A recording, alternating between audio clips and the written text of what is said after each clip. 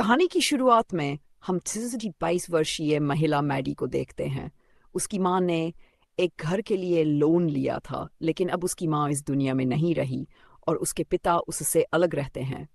इस वजह से अब मैडी को खुद ही घर का लोन चुकाना पड़ रहा है।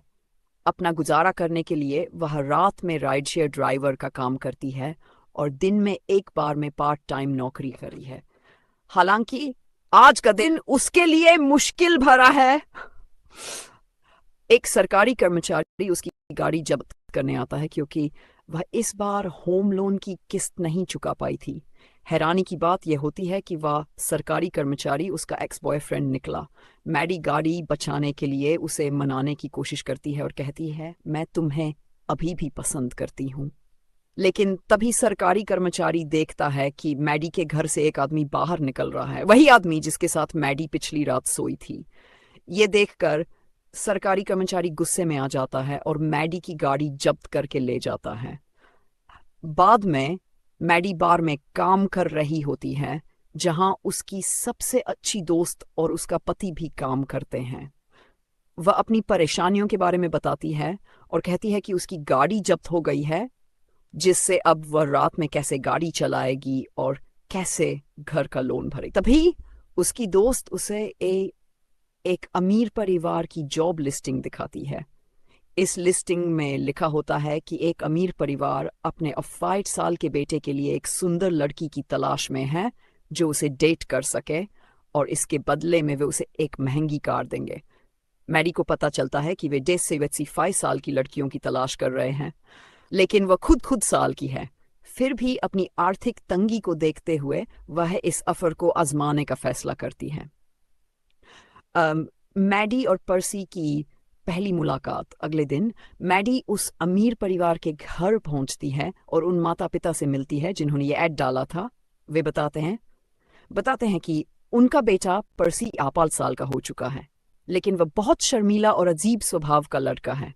उसके बहुत कम दोस्त हैं और वह अपना पूरा दिन वीडियो गेम खेलने में बिताता है। पर्सी को लड़कियों से बात करने, शराब पीने या पार्टियों का कोई अनुभव नहीं है।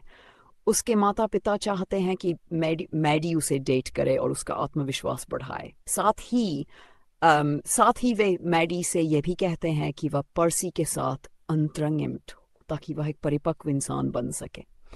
लेकिन वे यह भी चेतावनी देते हैं कि पर्सी को इस डील के बारे में कभी पता नहीं चलना चाहिए। मैडी यह का ध्यान रखने के लिए अपनी दोस्त की गाड़ी उधार लेती है और एक एनिमल शेल्टर जाती है, जहां पर्सी वॉलंटियर के रूप में काम करता है।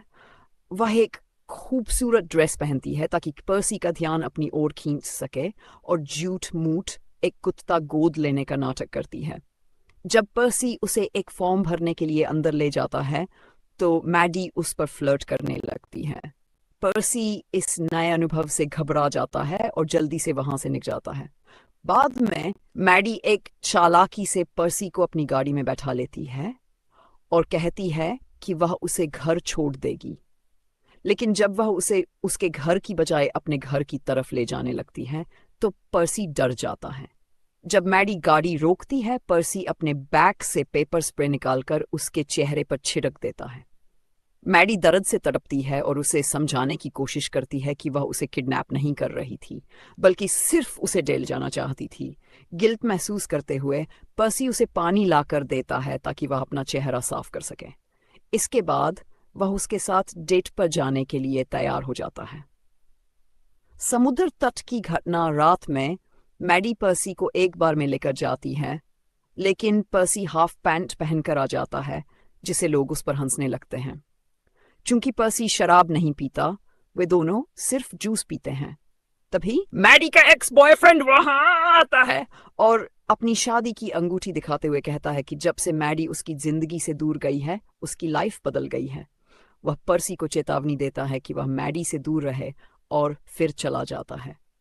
इसके बाद मैडी पर्सी को रात के समय समुद्र तट पर ले जाती है, जहां कोई नहीं होता।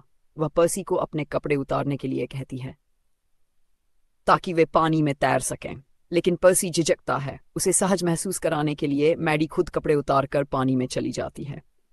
पर्सी उसे देखकर हिम्मत करता है और पानी में आ जाता है, लेकिन तभी 3 शराबी युवा वहां आते हैं और उनके किनारे रखे कपड़े, बटुए, फोन और कार की चाबियां चुरा लेते हैं।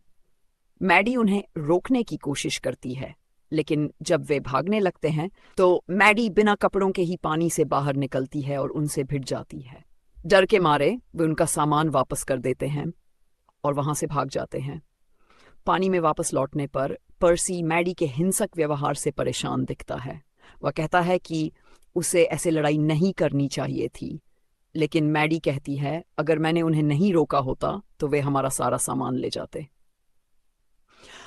मैडी की जल्दबाजी इसके बाद मैडजी को ऐसी को अपने घर ले जाती है। वहां वह फिर से उसे बहकाने की कोशिश करती है और डांस करके उसे आकर्षित करने की कोशिश करती है, लेकिन पर्सी उससे दूर रहता है।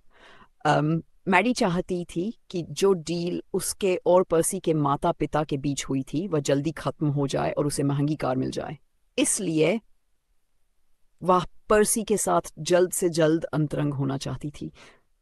लेकिन पर्सी अलग था। वह पहले मैडी को अच्छे से जानना चाहता था, फिर ही पर्सी पहली बार मैडी को किस करता है। इसी बीच मैडी की नजर पर्सी की पीठ पर पड़े छाले पर जाती है। ये देखकर वह उसकी पीठ पर लोशन लगाती है। पर्सी मैडी को बताता है कि उसके आने से पहले वह ज्यादातर घर में ही रहता था, क्योंकि उसके दोस्त उसका मजाक उड़ाते थे और उसे लड़कियों से बात करने में डर लगता था, इसलिए वह बाहर जाना पसंद नहीं करता था। मैडी भी अपने बारे में बताती है, जिससे दोनों के बीच एक कनेक्शन बनने लगता है। इसके बाद मैडी और पर्सी डेट करना जारी रखते हैं, एक दूसरे को और बेहतर तरीके से, और उनकी दोस्ती गहरी होने लगती है। वे साथ में खेलते हैं, घूमते हैं और मस्ती करते हैं। धीरे धीरे पर्सी बाहरी दुनिया के प्रति खुलने लगता है। मैडी उसे जिंदगी के मजे लेना और खुलकर जीना सिखाती है। एक रात वे एक शानदार रेस्टोरेंट में डिनर के लिए जाते हैं। मैडी के कहने पर पर्सी पियानो बजाता है, जिससे सभी लोग प्रभावित होते हैं। लोग उसकी तारीफ करते हैं और मैडी भी उसकी इस कला को देखकर बहुत खुश हो जाती है। इसी रेस्टोरेंट में पर्सी की मुलाकात उसके स्कूल के एक दोस्त से होती है, जो उसे उसी रात हो रही बैचलर पार्टी के लिए इनवाइट करता है और फिर चला जाता है। मैडी उन्हें बातें करते हुए देखती है और अंदर ही अंदर थोड़ी जलन महसूस करती है। बाद में मैडी पर्सी को बताती है कि वह कुछ दिनों में यह शहर छोड़कर चली जाएगी। ये सुनकर पर्सी गुस्से में आ जाता है और अपने दोस्त की बैचलर पार्टी में जाने के लिए निकल पड़ता है।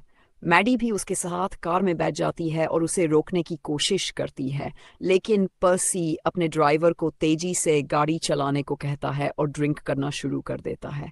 जब वे पार्टी में पहुंचते हैं तो पर्सी कार से उतरता है और मैडी को गाड़ी में अकेला छोड़कर पार्टी के अंदर चला जाता है। मैडी उसके पीछे पीछे जाती है, लेकिन वहां मौजूद लोग, जो सभी पर्सी की उम्र के होते हैं, उसे आंटी कहकर उसका मजाक उड़ाने लगते हैं। लेकिन मैडी इन बातों को नजरअंदाज करके पर्सी को ढूंढने लगती है। उसे पता चलता है कि पर्सी उसी लड़की के साथ एक कमरे में है जिसने उसे पार्टी में इनवाइट किया था। दरवाजा बंद देखकर वह चिल्लाकर खोलने के लिए कहती है। जब कोई प्रतिक्रिया नहीं मिलती तो वह दरवाजा तोड़कर अंदर चली जाती है। वहां वह देखती है कि पर्सी लड़की के साथ बेड पर बैठा है, लेकिन उन्होंने कुछ भी गलत नहीं किया होता। पर्सी ने जरूरत से ज्यादा शराब पी ली थी और उसकी तबीयत खराब हो रही थी। मैडी उसे बाथरूम में ले जाती है ताकि वह उल्टी कर सके। तभी पार्टी में कुछ बच्चों के माता पिता पहुंच जाते हैं और मैडी से वहां से जाने के लिए कहते हैं, इसलिए मैडी पर्सी को लेकर वहां से निकल जाती है। कार में पर्सी मैडी से कहता है कि वह अब उसके करीब आने के लिए तैयार है और उससे प्यार करता है, लेकिन मैडी को लगता है कि वह बहुत नशे में है और यह सही समय नहीं है, इसलिए वह मना कर देती है। अगले दिन पर्सी के माता पिता नोटिस करते हैं कि वह अब पहले से ज्यादा आत्मविश्वासी और स्मार्ट हो गया है, जिससे वे काफी खुश होते हैं। लेकिन पर्सी उन्हें चौंका देता है जब वह कहता है कि वह अब प्रिंसटन यूनिवर्सिटी नहीं जाना चाहता, क्योंकि उसकी एक गर्लफ्रेंड है मैडी और वह उसके साथ रहना चाहता है। यह सुनकर उसके माता पिता चिंतित हो जाते हैं, क्योंकि वे चाहते थे कि वह कॉलेज जाने से पहले थोड़ा परिपक्व हो जाए। पर्सी के माता पिता मैडी को मिलने के लिए बुलाते हैं। वे उसे बताते हैं कि उसका काम पूरा हो चुका है और डील के अनुसार वह महंगी कार ले सकती है। इस बीच पर्सी अपने पिता की कार लेकर ड्राइविंग सीखने निकलता है। कार का फोन सिस्टम कनेक्ट हो जाता है, जिससे वह अपने माता पिता और मैडी की बातचीत सुन लेता है। यह सुनकर वह दिल से टूट जाता है और उसे विश्वास नहीं होता कि जिस लड़की को वह अपनी गर्लफ्रेंड समझ रहा था, उसे उसके माता पिता ने उसके लिए काम पर रखा था। अगले दिन पर्सी मैडी को अपने माता पिता के साथ लंच पर बुलाता है, लेकिन ऐसा दिखाता है जैसे उसे कुछ भी पता नहीं है। उसके माता पिता भी ये दिखाने की कोशिश करते हैं कि उन्होंने मैडी को पहले कभी देखा ही नहीं था। लंच के दौरान पर्सी को उसके दोस्त का कॉल आता है, जो उसे एनिमल शेल्टर में वॉलंटियरिंग के लिए बुलाता है। वह वहां जाने के लिए निकल जाता है और मैडी के लिए रखी गई कार को अपने दोस्त के साथ जंगल में ले जाकर एक पेड़ से टकरा देता है, बस जिससे वह बुरी तरह से क्षतिग्रस्त हो जाती है। ये पर्सी का मैडी से बदला लेने का तरीका था। घर लौटने के बाद पर्सी मैडी के करीब आने की कोशिश करता है। मैडी मान जाती है क्योंकि वह अब सब कुछ खत्म करने वाली थी, लेकिन पर्सी, जो मैडी के धोखे से आहत था, अचानक रुक जाता है और उसे बताता है कि उसे सब कुछ पता चल गया है। वह बहुत गुस्से में होता है और अब मैडी को देखना भी नहीं चाहता। मैडी उसे समझाने की कोशिश करती है कि उसने मजबूरी में यह सब किया, लेकिन पर्सी उसकी कोई बात नहीं सुनता और उसे वहां से जाने के लिए कह देता है। बाद में मैडी को पर्सी के अगर आपको वीडियो पसंद आई तो लाइक कर देना, चैनल को सब्सक्राइब करना ना भूलें। मिलते हैं अगली वीडियो में।